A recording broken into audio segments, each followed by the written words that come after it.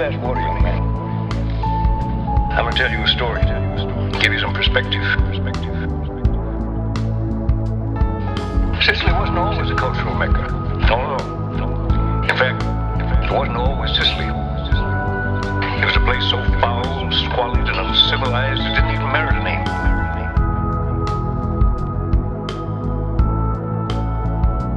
Back then, the town and myself were going in the same direction. Nowhere. Folks said my parents were Danish, but I was orphaned while still an infant and raised by wolves. Understandably, I was lacking in social skills. As a dysfunctional wolf child, I was scorned by Indians and white folk alike. Not that anybody else had cause to hold their head up high.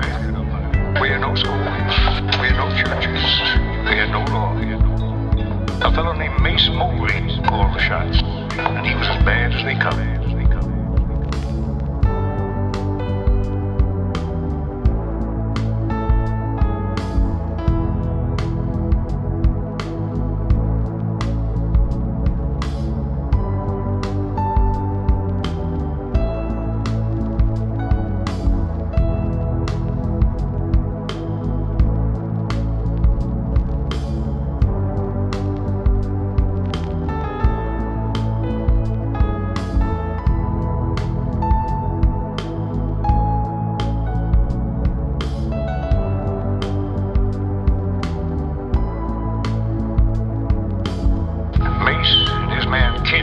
Had our town intimidated all right.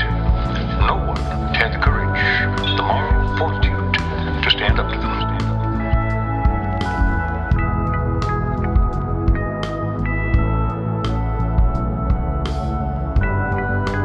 And I was no different. My low self-image, like everyone else's, kept me in a state of passive resignation.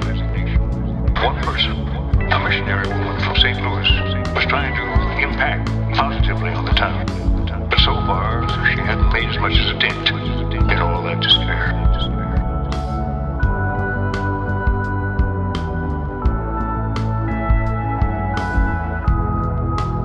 It was only a few days after Mason and his boys lit out with the Yukon that I saw what I thought was an apparition. A phantom carriage, pulled by an invisible force, was coming toward me. It was, I later learned, an automobile, the first that had ever been seen in these parts. And out of this remarkable vehicle stepped an equally remarkable woman, Rosalind. I knew from the moment she lifted her goggles, and I saw the look of resolve in her eyes, that here was a woman who was twice the man I'd ever be. It was then I first set eyes on Rosalind's companion, Cicely. And it was like the unveiling of Botticelli's Venus. I had never before, nor have I since, seen anyone or anything as beautiful.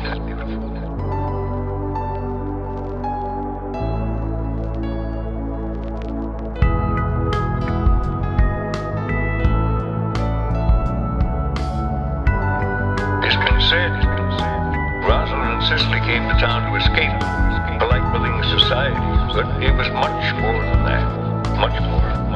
They had a grand purpose in mind, a vision. See, Cicely and Rosalind dreamed of creating a utopian society, a colony of freethinkers, of artists. First thing they needed was a place to gather communally, a performance space. What they call in Persian society, a salon.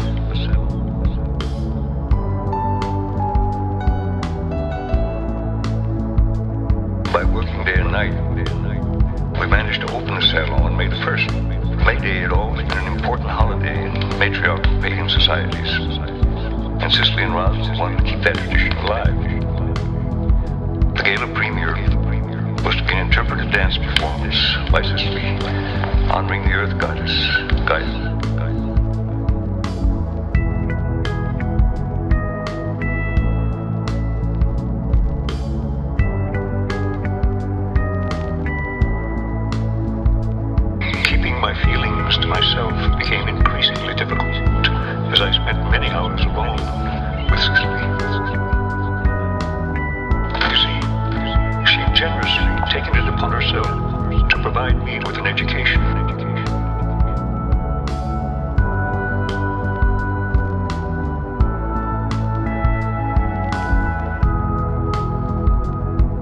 passed. Winter came. 6 months of unbearable, unmerciful cold. Rosalind, with her hardy constitution, bore up well, but she secretly feared that the frigid climate had taken its toll on Cicely.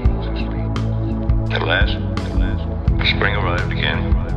Beautiful spring. And along with the older town, love was in the air.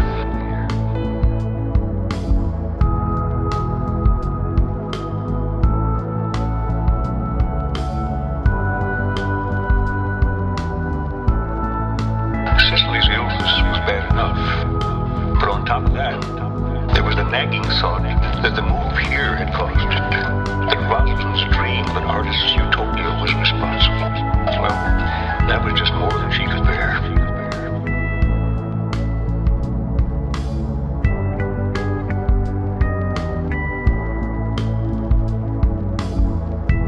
The next day, Mace, Kit and his men rode back into town, which at first glance appeared deserted. Naturally suspicious, he sent one of his thugs around the side to reconnoiter. Mace didn't realize, though, that Rosalind was already outmaneuvered him. Using the strategy that had worked so well for Hannibal at the Battle of Cannae, she had completely encircled his forces. Although the townspeople were not trained marksmen, they enjoyed both the element of surprise and numerical superiority.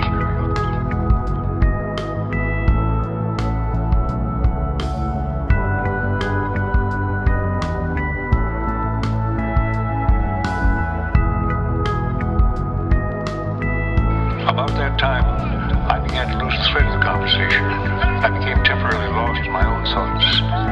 The next thing I remember...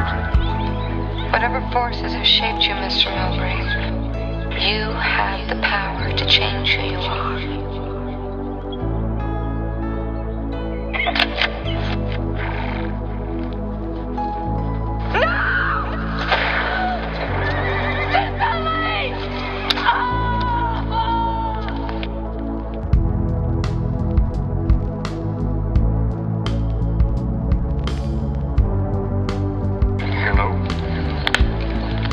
I always associate the scent of crowberries with that woman.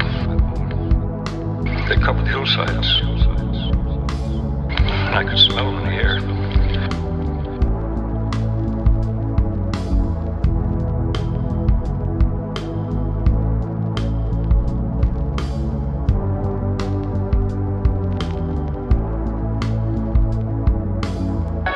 Cicely's death had a profound effect on everyone. No one could look at that fair angel and remain unmoved. A town was born that day, and without anybody saying it, we all knew it would be called Cicely. Not that any of that mattered to me. All I knew was I'd lost the only woman I would ever love.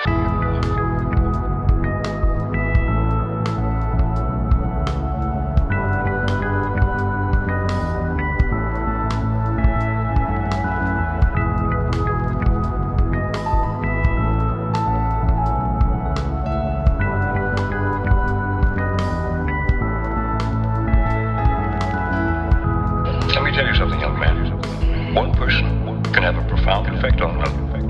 And two people can work miracles. They can change a whole town. They can change the world.